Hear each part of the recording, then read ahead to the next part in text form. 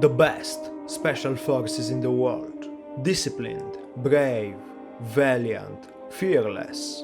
They fight in every kind of dangerous situation to defend our freedom and our nations from all the external threats.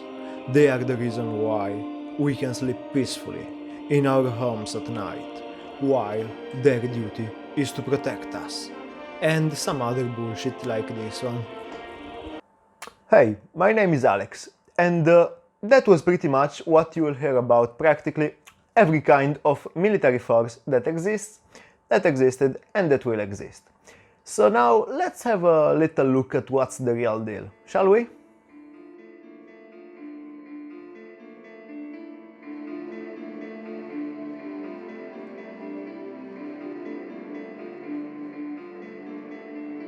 It was created by King Louis Philippe I in 1831 to protect and expand the French colonial empire, an army of mercenaries which does not owe its name to the regions where it operates, but to the nationalities of the men that make it up.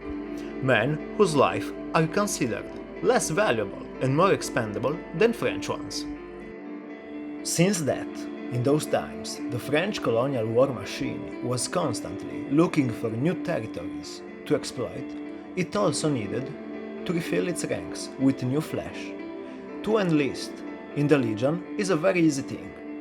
There are not asked names, identities or origins. It's asked only to give your loyalty to the army and to sign a 5-year contract.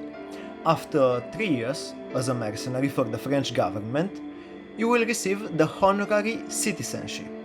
This period of time is not necessary if you are wounded in combat, given the policy of Français par les sang versés. You will immediately receive the French citizenship. Now imagine what this kind of policy led to.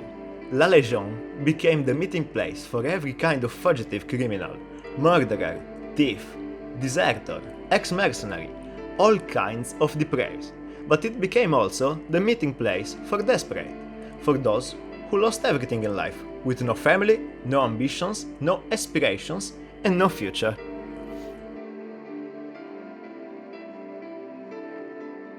Have you ever considered climbing onto a motorcycle and heading south, leaving everything behind, everything you have, everything that chains you down, everything that oppresses you, your boring reality, and get something new, something different, more interesting maybe? La Légion can be like that for some. You are bored of a daily routine and reality, or more simply, you need money, and this is the only opportunity that you can see. So you take it, even if you know that you will be the reason of the harm caused to others.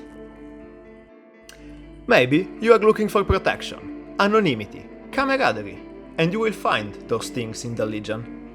Forget your civilian reflexes. War has its own logic. For you, fighting does not require a purpose. It does not require your allegiance to France. The motto of the Legion is Legio Patria Nostra. The Legion is our fatherland. That means that we will accept you, we will protect you, we will shelter you, and we will love you like no one else has ever done before. But for that, we may send you to die for us. Most of the legionaries are located in Corsica, even to the present day, since the French government does not even trust them to be on the mainland, because their loyalty is to the Legion, not to France. And they have also tried a little coup d'etat in 1961, that makes them a little unreliable, but that's another story. For the Legion, age is not a big problem. You can enlist from 17 years old, with the signed permission of your parents. Sometimes, for somebody, this is the only way to escape from a harsh reality and an uncertain future. Even the French police is used to suggest the enlistment when they arrest a minor, to save him from a life as a convict or as a criminal.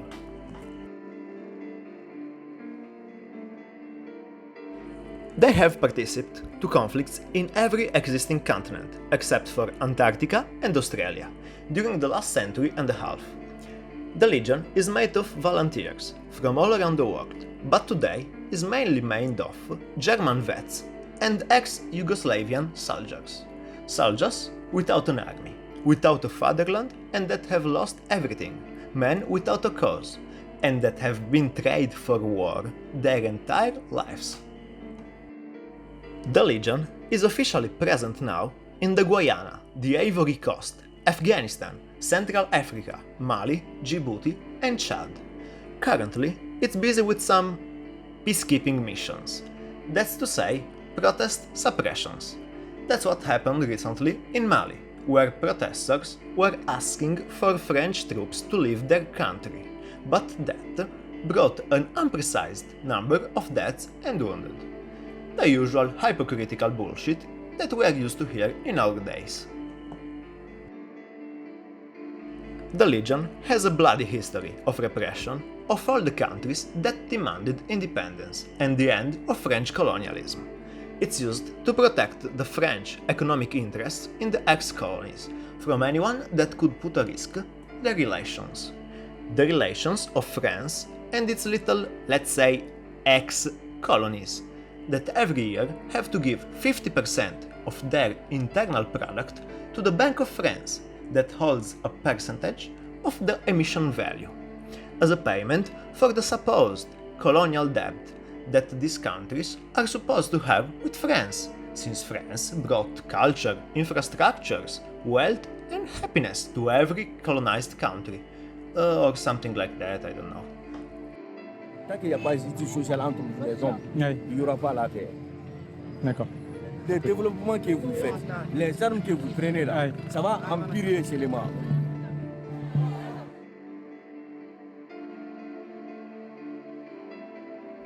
The Legion is used to defend the so-called post-colonial cooperation agreements that make possible the preemption of French companies on natural resources, public procurements and military supplies. This cripples the economies and productions of the ex-colonies. Those agreements find a fierce opposition today among the new African democratic elites that demand their economic sovereignty. But the longa manus papae of the French government, La Légion, will always be ready to protect their national interests. Countries.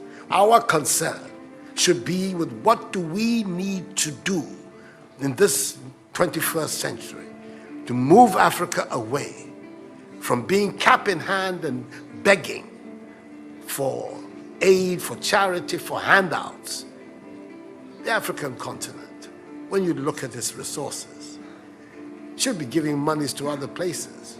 We have huge wealth on this continent. I'm talking about our own propulsion, what we need to do to get our countries to work. This is the world we live in. So now thank you for watching and see you next time. By now, we should be able to finance our basic needs ourselves.